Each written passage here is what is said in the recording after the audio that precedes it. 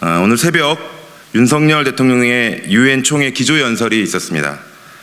오늘 연설은 한마디로 한반도 평화 패싱입니다. 담대한 구상을 발표했던 만큼 보다 진전된 한반도 평화 비전을 기대했지만 단 한 글자도 찾아볼 수 없었습니다. 역대 어느 대통령도 유엔 총회에서 한반도 평화를 말하지 않은 적이 없습니다. 한반도 평화는 대한민국의 또 동북아와 세계 평화의 또 경제의 중요한 축이기 때문입니다. 한반도 평화 비전이 아닌 자유만을 거듭 외친 진짜 이유는 담대한 구상의 구체적인 로드맵이 없기 때문 아닙니까? 핵무기 사용을 법제화한 북한에 대한 자신감이 없기 때문은 아닙니까? 납득하기 어려운 대통령의 행보입니다.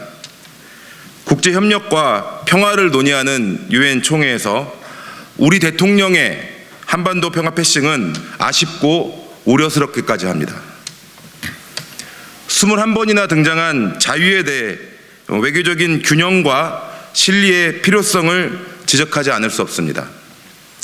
한미 정상회담과 나토 정상회의 등에서 두드러진 윤석열 대통령의 미국 편향적 경제, 안보, 외교에 대한 우려가 이미 여러 차례 지적된 바 있습니다.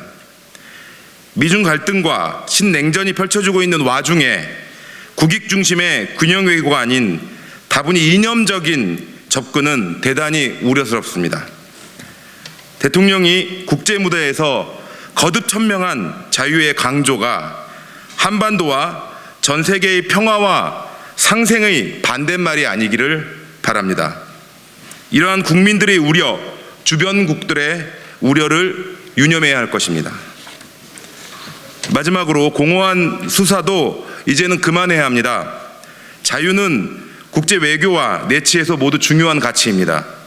하지만 자유를 실현하는 것은 공허한 수사의 반복이 아니라 구체적인 정책의 실천입니다. 대통령이 이번에 언급한 약자 지원과 탈탄소 관련 언급은 말과 실제가 다릅니다.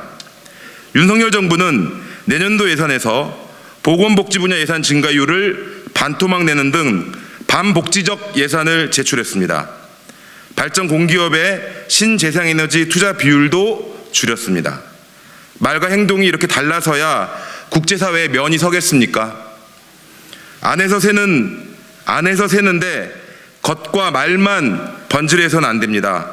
윤석열 대통령은 안과 밖이 같은 그런 정치, 말과 행동이 같은 정책부터 실현하시기 바랍니다.